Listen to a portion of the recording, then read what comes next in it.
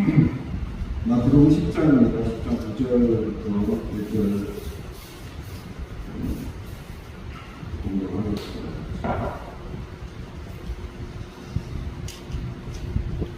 마태복음 10장 9절부터 15절까지 먼저 읽겠습니다. 한 절씩 읽을까요? 제가 먼저 읽겠습니다. 너희 전대에 금이나 은이나 동을 가지지 말고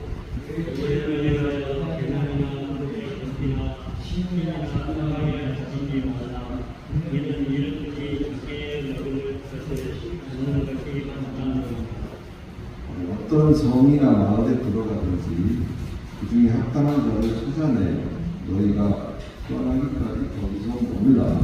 그 집에 들어가면서 평안하기를 빌라. 그 집이 이에 합당하면 너희 빈 평안이 거기 임할 것이고 만약 합당치 아니하면 그 평안이 너희에게 돌아올 것이니라. 그들이 너희를 여겨보지도 아니하고 너희 말을 듣지도 아니하거든 그 집이나 성에서 나가 너희 너의 연지를 털어버리라. 내가 진실로 너희에게 이르노니 심판날에 소돔과 고모라 땅이 그 성보다 너희에게 희귀하리라.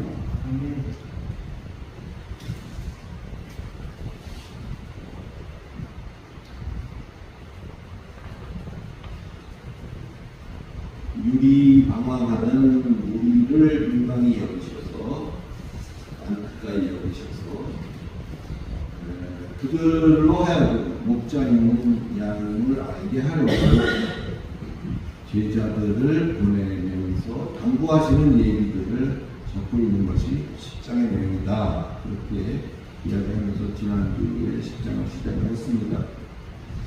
오늘은 이제 그 임무를 감당하기 위해 보내면서 그 임무를 감당하는 자의 자세는 어떠해야 하는가 하는 그런 내용을 담고 있습니다.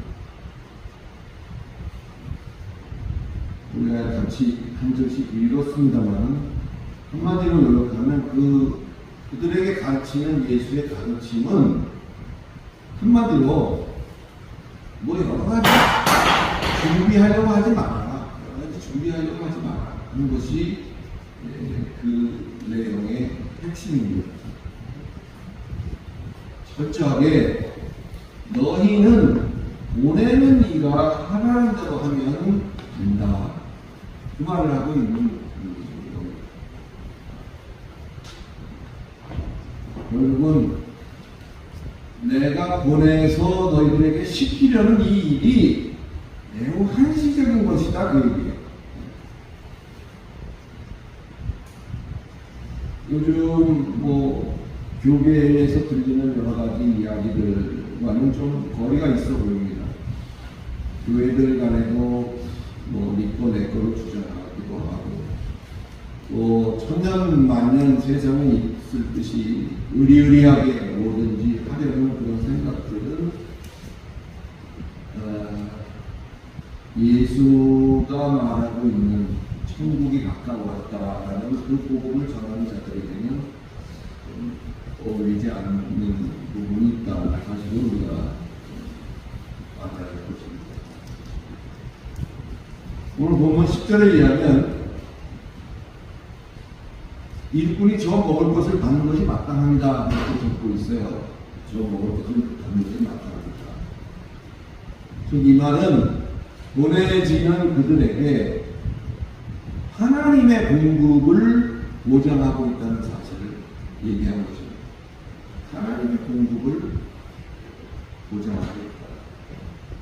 한번 생각해 보세요.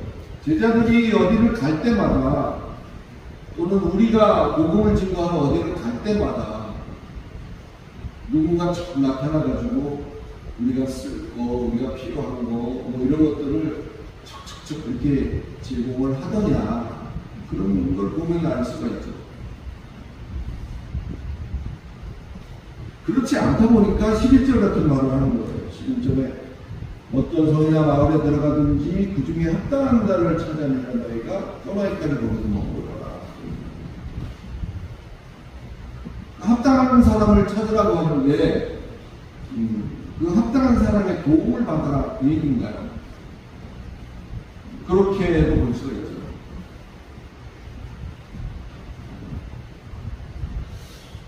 그렇게 가서 이렇게 이제 할 때 합당한 자를 찾아서 그렇게 한다. 이 말이 어떻게 우리에게 읽혀지는지 그런 부분들도 한번 이번 기회에 한번 봤으면 좋겠다. 아무리 뭘 하려고 해도 그런저런 도움도 안 주고 뺀질되는 그런 자와는 먼지마저도 탈탈. 그래서 아예 상종을 하지 말아라. 그런 얘기를 하고 있는 것일까? 라는 성도 여러분, 하나님의 공급이라고 말을 하는 것은 저들의 공급과 차별을 두기 위해서 그런 표현을 합니다. 하나님의 공급,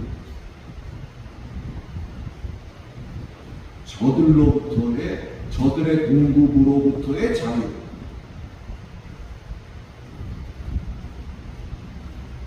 이 말이 의미하는 것을 여러분 좀 깊이 좀 생각했으면 좋겠어요. 일꾼이 저먹을 것을 받는 것이 합당하다 이런 얘기를 했는데 그것이 하나님의 공급을 보장하고 있는 것이라면 사람을 의지하지 말라는 의미가 되는 거예요. 가서 합당한 자를 찾아서 그들과 이제 할 때 그들로부터 도움을 청하고 그들에게 기대를 했었는데 그렇지 못할 때 얼마나 상실감이 크겠어요. 얼마나 좌절이 되겠어요. 그들로부터 도움을 받아야 될 텐데 그렇지 않는 그들을 볼 때 참 난감하기도 할 것이고 여러 가지 그런 상황이 있을 것입니다. 사람만을 바라볼 때는 그럴 수밖에 없는 거예요. 근데 지금 여기서 말하고 있는 10절의 내용이 아무것도 가져가지 말라. 쉽게 얘기하면 뭐 보따리도 2개 갖지 말고 전대도 그죠? 배낭도 뭐 이렇게 바리바리 싸들할 필요 없다. 일꾼이 자기의 먹을 것을 받는 것이 마땅합니다. 이 말이 뭐라 그랬다고요? 하나님의 공급을 보장하고 있는 말씀이다 그 말이에요.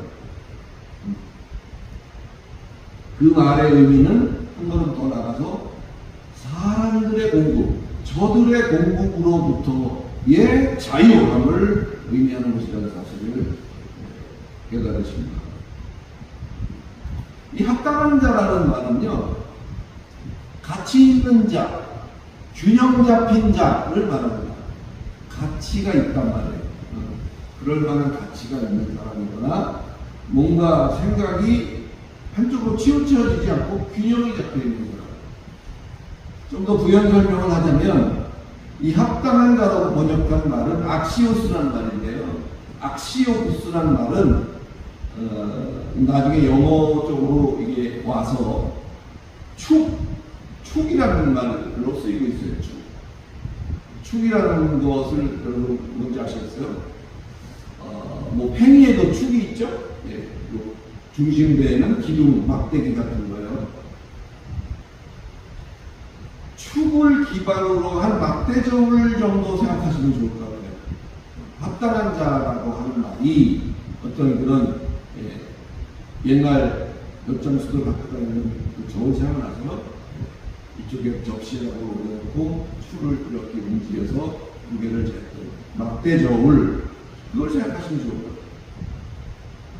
막대저울은요 1이라는 것을 올려놓으면 이쪽에 1이라는 것을 올려놓으면 이쪽에도 1이라는 것으로 같이 힘을 주어야 균형이 유지가 되죠. 이쪽에 3이라는 것을 올렸을 때 이쪽에는 1로 계속 있으면 무게가 한쪽으로 치우치다는 거예요. 3이라는 걸 올려놨을 때는 이쪽에도 3이라는 정도로 같이 힘을 버티고 같이 해줄 수 있는, 그것이 지금 여기서 말하고 있는 합당한 자라는 의미의 악시오스예요.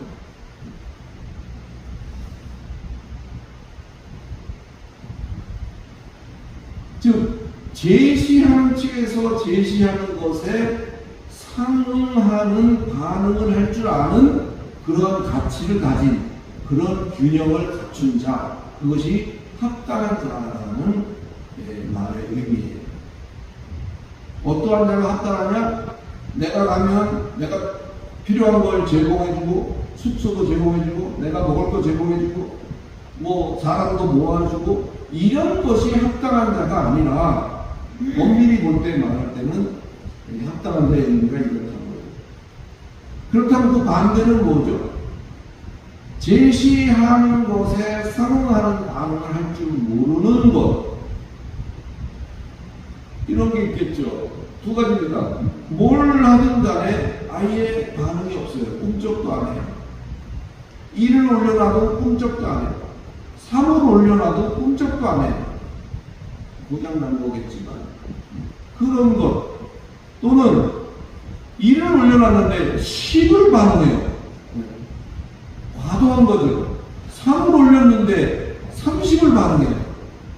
너무 과한 거죠. 과한 거죠. 오버하는 거죠. 이 말의 의미를 잘 생각해보세요. 이 복음을 들고 예수의 부름을 받아서 곳곳으로 파견되어진 보내지는 그 12를 놓고 하는 말씀이라는 사실을 볼 때 과연 이것이 어떠한 의미일까? 결국 저들이 찾아내야 할 대상은 나를 도울 자를 찾으라는 것이 아니고, 내가 필요한 것을 제공해 줄 자를 찾으라는 것이 아니고, 그 지금 예수께서 입을 열어 직접 가르치시고 몸소 시범을 보이셨던 그 똑같은 일을 12명을 뽑아서 시켜서 보내는 것인데, 그 복음을 전해줄 가치가 있는 자를 여기서 합당한 자라고 이렇게 말하고 있다는 사실을 우리가 놓쳐서는 안 될 것입니다. 다양한 저들의 반응이 있겠죠. 어느 곳에 가면 이런저런 많은 사람들을 만나게 되겠죠. 어떤 사람은 반가워하고 어떤 사람은 귀찮아하기도 하고 다양한 반응이 있겠죠. 다양한 저들의 반응에 마음 상하거나 영향을 받지 않도록 하시는 장치가 뭐가? 하나님의 공급이다라는 사실을 세상 상기해 보시기 바랍니다. 자, 그리고는 보내는 그 12에게 그 결과에 대한 책임을 지라는 이야기를 하고 있지도 않아요. 그저 주어진 상황 속에서 이 복음을 증거할 가치가 있는 자인가, 또 이 복음에 상응하는 반응을 할 수 있는 자인가, 그런 균형적인 생각을 할 수 있는 자인가, 그것을 찾아서 그들에게 복음을 증거하라는 것입니다. 그저 주어진 상황 속에서 주어진 임무를 감당하라는 것. 상당히 어쩌면 아주 단순한 일을 요구하고 있는 거죠. 그 많이 듣는 자가 합당한 자가 아니라면 그 평안이 전한 자의 평안이 될 것이니까 염려하지 말아라. 그 말을 하고 이것이 12절, 13절이네요. 자, 이어지는 14절, 15절은 뭐를 말하고 있죠? 누구든지 너희를 영접하지도 아니하고 너희 말을 듣지도 아니하거든 그 집이냐 성에서 나가 너희가 해본지를 들어보리라. 내가 진실로 너희에게 이르노니 심판날에 소돔과 고모라 땅이 그 성보다 견디기 쉬우리라. 상대가 복음을 받아들이지도 듣지도 않을 때 설령 그럴지라도 먼지를 털어내듯이 그 책임을 너희에게 묻지 않겠다. 그 말을 분명히 하고 있는 거죠. 또 그 거부의 결과는 소돔과 고모라보다 더할 것이다 라는 사실을 증명하고 있습니다. 옛날에 구약 성경의 창세기에 보면 그런 이야기가 쭉 나옵니다. 아브라함의 조카가 롯이에요. 이제 아브라함이 조카와 함께 이렇게 서서 각자들 양들도 많이 키우고 있고 여러 하다 보니까 같이 한 군데서 복잡할 수는 없어요. 그래서 자 그럼 네가 먼저 골라. 어디가 좋겠는지 네가 선택하라 해서 롯이 골랐던 땅 그것을 지금 말하는 거예요. 물이 넉넉하고 풍요롭기 그지없던 그 땅이 바로 롯이 선택했던 땅인데 그 이름이 소돔이었고 훗날 그 소돔과 고모라가 그 재앙 속에 하나님의 어떤 그 속에 있었던 사실을 창세기 통해서 확인하실 수 있어요. 누구든지 이렇게 보기 좋고 넉넉하고 풍요로운 것을 싫어하는 사람은 없어요. 선택을 할 때도 상당히 큰 비중을 차지하는 조건이죠. 근데 천국을 의식하지 않은 그런 넉넉함과 그러한 풍요는 세상에서 가장 처참한 곳이 될 수도 있다는 사실을 우리가 잊지 말아야 합니다. 말씀 정리해 보겠습니다. 복음도 여러 가지입니다. 어떤 복음을 증거하며 어떤 복음을 접하느냐가 매우 중요하다 할 수 있어요. 사랑하는 성도 여러분, 여러분은 복을 누리고 있습니까? 복을 누리다라는 말을 한문으로 말하면 행할 행이라고 할 수 있고 누릴 행 이렇게 말할 수 있어요. 복복. 그래서 행복하십니까? 이런 질문이 지금 복을 누리고 계십니까? 라는 질문과 같습니다. 행복. 복을 누리는 거죠. 만약에 우리가 세상 복을 받기 위해서만 예수를 믿는다고 한다면 여러분 스스로에게 물어보세요. 나는 행복한가? 답은 두 가지겠죠. 행복하다. 아니면 그 반대로 아직 불행하다. 그런 생각을 할 수도 있겠어요.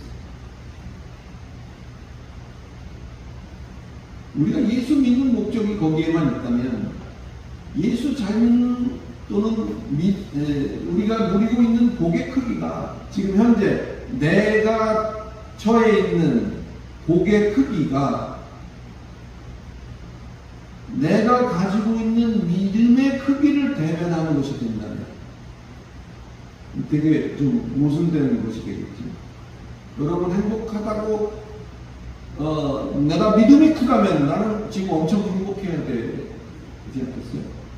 그대로 된다면 믿는 자에게. 근데 나는 지금 별로 행복하지 않은 것 같아. 그러면 내 믿음이 시원치 않아서 그런 결과가 오는 걸까요? 그게 아니잖아요. 이런 어린 행위의 복음에서 우리는 자라나야 돼요. 어린 신앙, 어린 행위 복음에서 우리는 성장해야 된다. 좀 자라서 이제 하게 되면 뭔가 보이죠. 다른 걸 느낄 수가 있어요. 내가 뭘 해서가 아니라 모든 것이 주 예수의 은혜로 말미암았구나 이런 생각을 이제 하게 되죠. 은혜의 복음을 알게 되는 거예요. 그렇게 해서 행위의 복음에서 성장해서 은혜의 복음을 알게 되었고 거기서 더 잘하게 되면 세상살이가 전부가 아니구나 또 다른 어떤 또 다른 가치관이 있구나. 천국 복음을 이제 알게 되는 거죠. 천국 복음을 깨닫게 되니까 전부인 줄 알았던 세상을 이기게 되고, 세상을 이기게 되니까 급기야는 사는 것, 죽는 것, 뭐 이런 것들을 초월하는 영광의 복음의 단계에 이르게 된다. 그래서 행위의 복음, 좀 더 잘하면 은혜의 복음을 알게 되고, 좀 더 잘하면 천국 복음을 알게 되고, 좀 더 이제 잘하게 되면 죽음을 사나 죽으나 영광의 복음의 경지에 이르게 된다. 이렇게도 복음을 단계별로 정리해 볼 수가 있습니다. 이긴다, 이걸 우리가 참 좋아합니다. 이기는 신앙, 세상을 이기고. 이긴다는 게 뭘까요? 이긴다 그러면 권투시합 같은 걸 생각을 하게 되죠. KO 시키는 것이 이기는 건가요? 넉다운, KO의 약자죠. KO 시키는 것만을 생각하고 있다면 그런 식으로는 절대 세상을 이길 수가 없어요. 가치관이 바뀌어서 세상이 아무리 집적돼도 아랑곳하지 않는 그것이 바로 이기는 것이라는 사실을 우리가 잘 깨달아요. 그야말로 복된 저와 여러분들이 다 되시기를 예수 그리스도의 이름으로 축원합니다. 다음 단락을 볼까요? 16절. 누가 한번 읽어주세요. 보라, 내가 너희를 보내니 양을 길이 가운데로 보낸 것 같도다. 그러므로 너희는 뱀같이 지혜롭고 비둘기같이 순결하라. 네. 그래서 끝납니다. 16절입니다. 내가 너희를 보내니 양을 이리 가운데 보낸 것 같도다. 그러므로 너희는 뱀같이 지혜롭고 비둘기같이 순결하라. 이 구절을 읽고 여러분 어떤 생각을 하게 됩니까? 위험천만한 곳으로 보낼 수밖에 없는 보내는 이 안타까운 심정, 그런 것도 거기 묻어나 있죠. 설교를 위해서 이렇게 자료들을 좀 찾아봤더니 다들 그런 면에서 비슷한 방향을 입장을 취하고 있어요. 보내는 자를 양이라고 보는 것도 있죠. 좀 문제는 이리에 대한 시각이에요. 이리를 어떻게 보시면 이 이리를 믿지 않는 세상으로 보는 견해가 우세합니다. 그들 세상은 사도들의 사역에 결코 우호적이거나 동의적인 태도를 취하지 않는다. 그러므로 목적 달성을 위해서는 지혜로워야 하고 순수해야 할 것을 당부하시는 내용이다. 이렇게 말하고 있는 것이 우세합니다. 저도 이 말에 한 표 던질 수 있습니다. 맞아요. 근데 전혀 또 엉뚱한 얘기를 하고 있는 자료들도 꽤 있습니다. 이걸 여기서 우리가 말할 필요 없을 것 같아요. 저 같은 경우면 이 일을 우리가 같이 해온 산상수 끝부분에 7장 한 15절쯤 되는데 거기에 언급한 것처럼 거짓 선지자라고 보는 것이 바람직하다고 생각합니다. 이 일을 뭘로 보느냐? 믿지 않는 세상으로 보느냐? 이 일을 거짓 선지자로 보느냐? 두 가지 견해가 있습니다. 우리가 따라서 이 일을 무엇으로 보느냐에 따라서 경계할 대상이 달라지죠. 그 경계의 대상을 불신 세상이나 복음에 대한 배타적인 세력으로 볼 것입니다.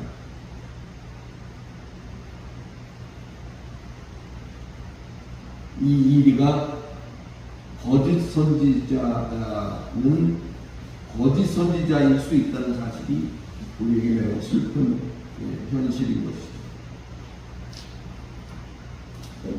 7장 15절 궁금하실까봐 거짓 선지자들을 삼가라 양의 옷을 입고 너희에게 나오나 속에는 노랗지 않은 일이라. 항상 좀 마지막 부분에 나왔습니다.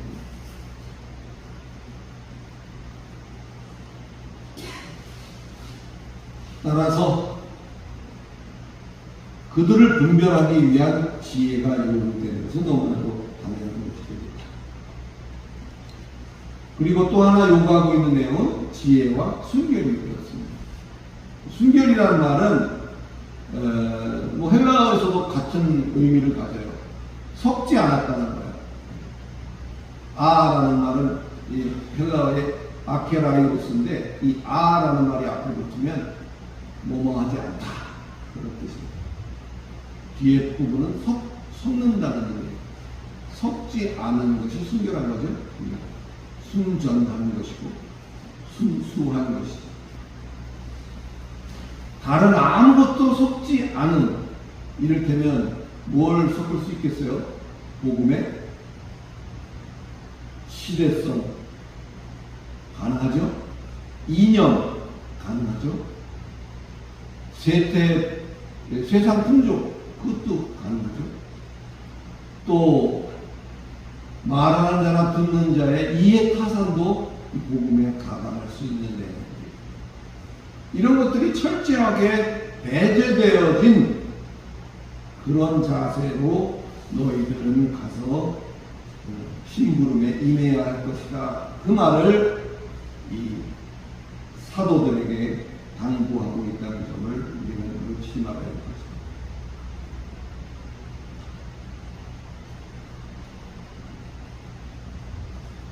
노아의 방주 이야기를 기억하시죠? 그곳에 많은 이제 종류별로 이렇게 선반해서 거기에 태웠고 그 배에 타기 전까지 사람들은 미치광이 취급을 했었죠.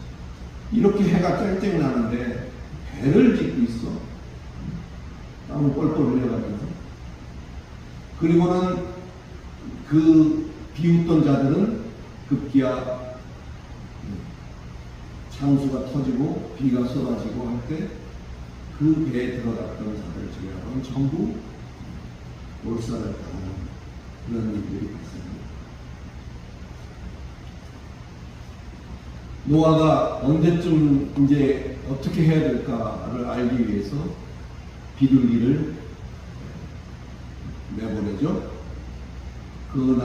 밖으로 나갔던 비둘기는 접촉할 곳이 없었어요. 발 디딜 곳이 없어서 어디에도 앉지 않고 다시 방주로 돌아왔던 사실을 여러분 기억하실지 모르겠어요. 노아가 내보냈던 비둘기도 어떤 디딜 곳, 오염되지 않은 곳이 없어요. 그러니까 발을 디딜 곳이 없어서 다시 돌아갔듯이 다시 우리가 복음의 사역을 감당하면서 원점으로 돌리는 한이 있을지라도 타협하지 않는 것이 곧 순수함이요.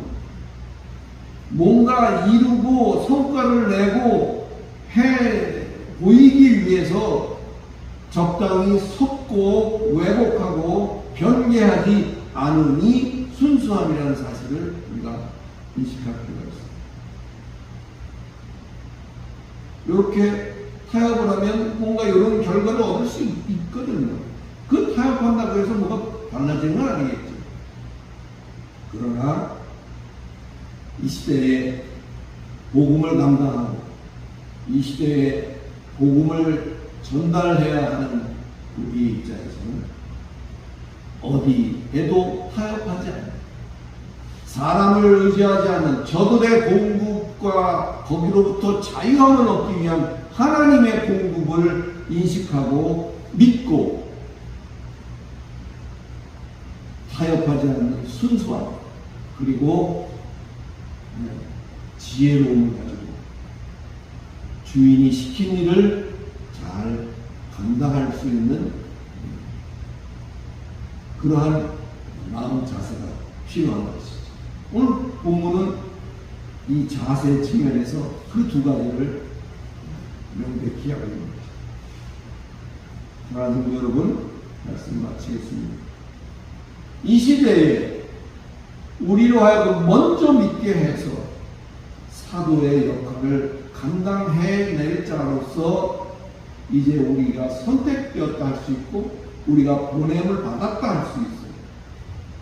거기에 대하여 손색 없는 슬기로운 그 자체와 흔들림 없는 참 지혜와 진정한 순결로 우리가 무장해서 우리에게 맡겨진 임무를 크건 작건 내 삶의 현장 속에서 잘 감당할 수 있는 저와 여러분이 되시기를 그리스도 예수 이름으로 간절히 축원합니다.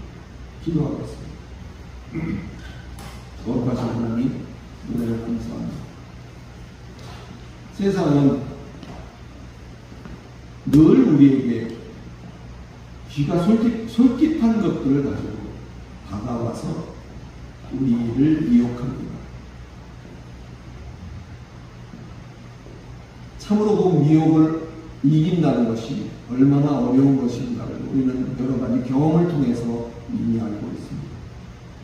하나님과 원하기는 이와 같은 믿음 위에 우리가 늘 온전히 설 수 있도록 도와주시고 그리하여서 저들의 미혹 속에서 우리 자신의 믿음을 먼저 지키고 우리 자신의 믿음을 지키고 난 후에라도 한 걸음 더 나아가서 그 복음을 증거하고 전달하고 시복을 보이고 이웃에게 그와 같은 모습으로 우리가 나아갈 수 있도록 하나님 우리를 무장시켜 주시고 주장해 주시고 용기를 주시고 힘을 주시옵소서. 예수 그리스도 이름으로 간절히 기도드리옵나이다.